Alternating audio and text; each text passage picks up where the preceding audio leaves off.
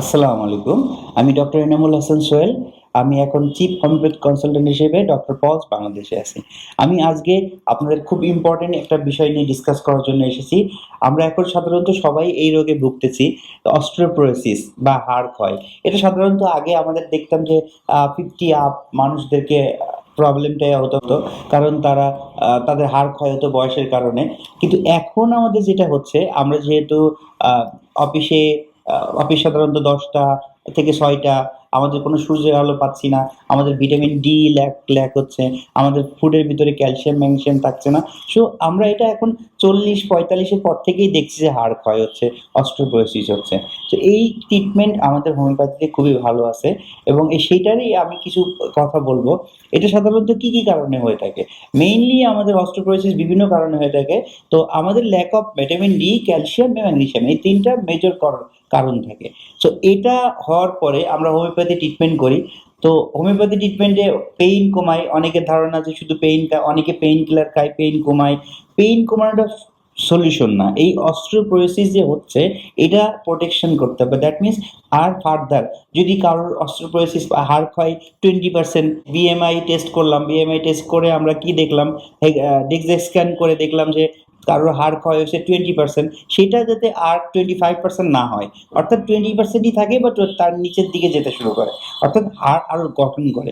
এখন অনেকেই আমাদেরকে প্রশ্ন করে যে 25 এর পরে কি হাড় ক্ষয় মানে বন্ধ হয়? কিংবা হাড় ক্ষয় থেকে আবার নতুন করে হাড় তৈরি হয়? হ্যাঁ, এটা হয়। এই হয় দেখানোর জন্যই আমি আজকে আপনাদের সামনে এসেছি। একটা পেশেন্টকে ডিসকাস করব পেশেন্টকে নিয়ে, যে পেশেন্টের এজ এখন ৮৮ বছর ৭ মাস। আপনাদেরকে আমি দেখাবো এখানে আমার কাছে ২ টা ইউনাইটেড হসপিটালের টেস্ট আছে। ২ টাই একই পেশেন্টের ইউনাইটেড হসপিটাল টেস্ট আপনাকে স্ক্রিনেও দেখানো হচ্ছে এবং আপনার স্ক্রিনে ভালো করে আপনারা দেখে নেন। তো এখানে কি হয়েছে? একজন বয়স্ক মানুষ যার ৮৮ বছর বয়স। তো উনি তার হাড় ক্ষয়ের জন্য গত ৫ মাস আগে আমার কাছে ট্রিটমেন্ট শুরু করেছিল। এই ট্রিটমেন্টে আমি নিজেও খুব আ হ্যাপি হয়েছি যে এত দ্রুত এত ভালো কাজ করছে। তো এত দ্রুত এত ভালো কেন কাজ করছে? সে আমার কথা শুনেছে। সে তার ভিটামিন ডি এনশিওর করছে তার বডিতে 30 এর উপরে গেছে। তার ক্যালসিয়াম, ম্যাগনেসিয়াম আমরা হোমিওপ্যাথি দিয়ে এনশিওর করেছি যে তার ক্যালসিয়াম, ম্যাগনেসিয়াম পর্যাপ্ত পরিমাণ বডিতে ছিল। অ্যান্ড দেন আমরা হোমিওপ্যাথি যখন মেডিসিন দিয়েছি, অস্টিওব্লাস্ট অ্যান্ড অস্টিওক্লাস্টের ফাংশনটা বেড়ে গেছে এবং সেটাতে কি হয়েছে? তার যে হাড় ক্ষয় হয়েছিল সেই ক্ষয়টা ফিল আপ হয়ে গেছে। যেটা আমরা ভাবতেই পারি না যে ৮৮ বছর বয়সে হাড় আবার নতুন করে গ্রো করে। সো এইটা শুধুমাত্র হোমিওপ্যাথিতেই সম্ভব। আর এটা কিভাবে হয়েছে? আপনাদেরকে আমি বলি যে DEXA স্ক্যানের রিপোর্টটা, যেখানে আমাদের টি স্কোর আগে ছিল -2.6, যেটা এখন টোটাল বডিতে -1.9। দ্যাট মিনস ২৬ থেকে সেটা হাড় ক্ষয় ২৬% থেকে ১৯% এসছে। আগে যেখানে রাইট ফিমার নেকে তার ৩২% ছিল, এখন সেটা ২৬% এসছে। আ আগে যেখানে লেফট ফিমার নেকে ৩৮% ছিল, সেটা কমে এখন 34% এসছে। এবং এপি স্পাইনে আগে যেখানে তার 30% ছিল, এখন সে 13% এসছে। What is improve? And then আমরা জেড স্কোরটা শুনি। জেড স্কোরে আমরা আরো বেশি ইমপ্রুভ হয়েছে। আমরা দেখব আগে ছিল 12% টোটাল বডিতে, সেখানে জেড স্কোর এখন এসছে মাত্র 2%। অ্যান্ড রাইট ফিমার নেকে যেটা ছিল আগে 13%, এখন সেটা 5% এ চলে এসছে। অ্যান্ড লেফট ফিমার নেকে আগে যেটা ছিল 19%, সেটা এখন 13% এ চলে এসছে।